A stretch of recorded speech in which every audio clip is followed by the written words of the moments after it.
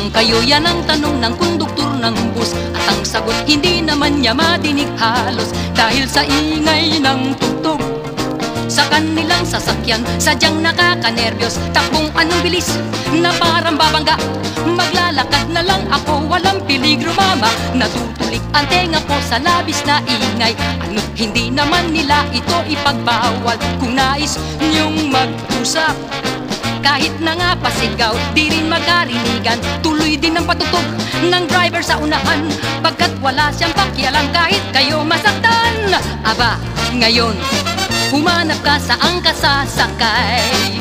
Maging sa jeep, dalay mga kaset. Anong lakas ng tugtog, kay ingay. At kung magsalita ka man, wala pa ring makarinig. Tunog na radyo ang sinasabayan. Ipinilit pasahero, dapat kang makinig. Kahit na nga sa hindi mo gustong music, kaya kung may kakilala kang kakausapin, hindi rin kayo makakapakinig sa bawat sasabihin. Anong lakas naman nitong stereo, mama, pakihinaan mo. Magkakarinigan ba tayo? Wow! Bakit kami ini-steer ninyo?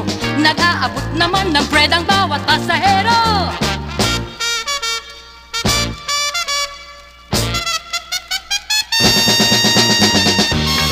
Pakihinaan nga niyo yung stereo. Nahahasil na ho yung mga pasahero eh. Nakakatulig naman, bang na ako. Para na ho mama. Ipinilit pasahero, dapat kang makinig. Kahit na nga sa hindi mo gustong music, kaya kung may kakilala kang kakausapin, hindi rin kayo makakapakinig sa bawat sasabihin. Anong lakas naman nitong stereo, mama, pakihinaan mo. Magkakarinigan ba tayo? Woo! Bakit kami ini-steer ninyo? Nag-aabot naman ng bread ang bawat pasahero.